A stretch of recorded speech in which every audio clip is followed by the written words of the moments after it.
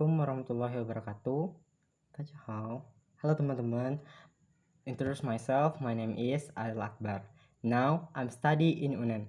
Saya mengambil jurusan biologi. Saya berasal dari kelompok 89 Iris.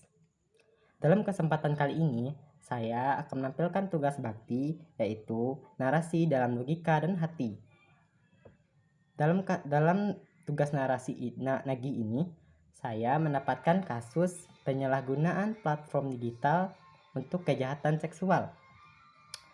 Penyalahgunaan platform digital akhir-akhir ini telah menjadi tren dalam melakukan pelecehan seksual terhadap perempuan terutama. Pelaku akan secara signifikan menyalahgunakan platform digital seperti Twitter, WhatsApp, Facebook, dan platform lainnya untuk melecehkan, mengintimidasi, mengontrol, dan memonitor mantan pacar maupun pasangan dekatnya.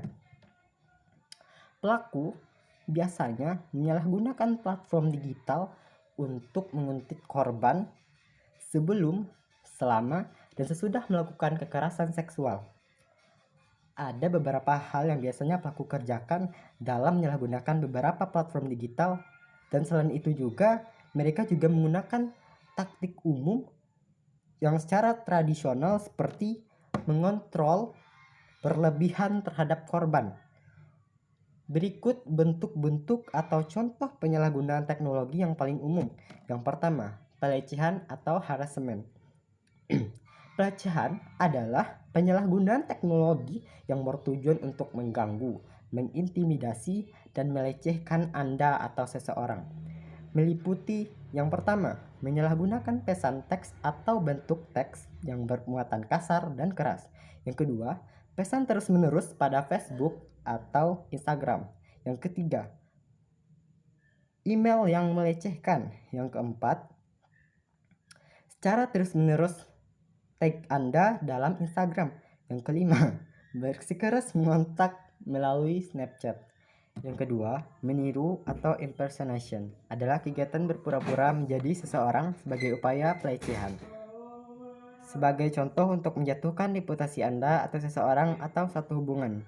Tanda-tandanya, yang pertama, menerima balasan email dari orang asing yang tidak dikenal mengenai masalah Anda atau korban. Yang kedua, menerima respon marah dari teman atau keluarga dalam bentuk email atau komunikasi yang tidak ada sangkut pautnya dengan masalah korban. Yang ketiga, adanya email kepada pemilik kerja atau atasan atas surat pengunduran diri dari seseorang yang sebenarnya tidak pernah dilakukan. Yang ketiga, monitor atau menguntit. Monitoring atau stalking adalah penyalahgunaan teknologi baik secara fisik maupun dari jarak jauh untuk mempelajari, mencoba mencari tahu komunikasi seseorang atau aktivitasnya, yaitu meliputi yang pertama, login dalam email atau akun media sosial seseorang untuk memonitor aktivitasnya. Yang kedua, menggunakan aplikasi spyware atau keystroke loggers. Yang ketiga, memasukkan atau memasang pelacak GPS dalam mobil seseorang. Yang keempat, memasang kamera tersembunyi. Yang empat, ancaman atau threat atau punishment adalah suatu bentuk kegiatan mengancam untuk melakukan kekerasan atau mempermalukan melalui penggunaan teknologi, seperti mengunggah informasi personal atau mengancam akan melakukan hingga sang korban mau berkompromi dengan permintaan pelaku. Contoh, mengunggah foto atau teks intim tanpa seizin pihak korban. Apa saja faktor-faktor yang mendorong seseorang dalam penyalahgunaan platform digital untuk melakukan kejahatan seksual? Beberapa faktor yang dapat mendorong seseorang dalam penyalahgunaan platform digital untuk melakukan kejahatan seksual antara lain. Yang pertama, anonimitas. Anonimitas ini dikarenakan pelakunya tidak memiliki identitas atau identitasnya tersembunyi, sehingga pelaku bisa lebih leluasa. Yang kedua, akses mudah ke korban melalui internet. Yang ketiga, kurangnya pengawasan dalam lingkungan digital. Yang keempat, keinginan untuk mendapatkan kepuasan secara cepat. Yang kelima, faktor psikologis seperti dorongan obsesif atau gangguan kontrol diri. Yang keenam, platform digital ramah terhadap pelaku pelecehan seksual. Yang ketujuh, pelecehan seksual biasanya terjadi karena adanya keinginan dari pelaku dan adanya kesempatan untuk melakukan pelecehan, serta adanya stimulus dari korban yang memancing terdorongnya perilaku melecehkan. Pelecehan seksual terjadi ketika pelaku mempunyai kekuasaan yang lebih daripada korban. Bagaimana kita agar terhindar dari kejahatan seksual melalui penyalahgunaan platform digital?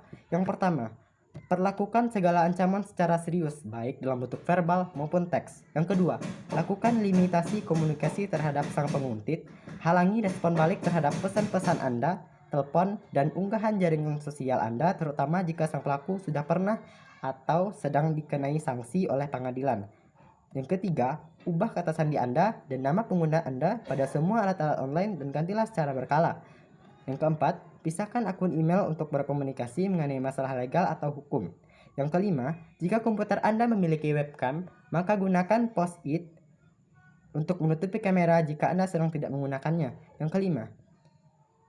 Yang keenam, ganti telepon genggam dan nomor Anda jika Anda mampu. Yang ketujuh, gunakan komputer yang aman seperti komputer untuk publik di perpustakaan atau komputer milik keluarga dan teman yang dipercaya untuk mengakses email Anda dan menggunakan internet. Yang ke-8, set alert pada Google Alert atas nama Anda agar Google mengirimi pemberitahuan jika seseorang mengunggah informasi dengan nama Anda dalam dunia maya.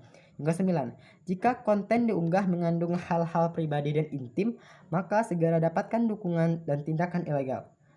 Sekian, terima kasih dari saya. Wassalamualaikum warahmatullahi wabarakatuh.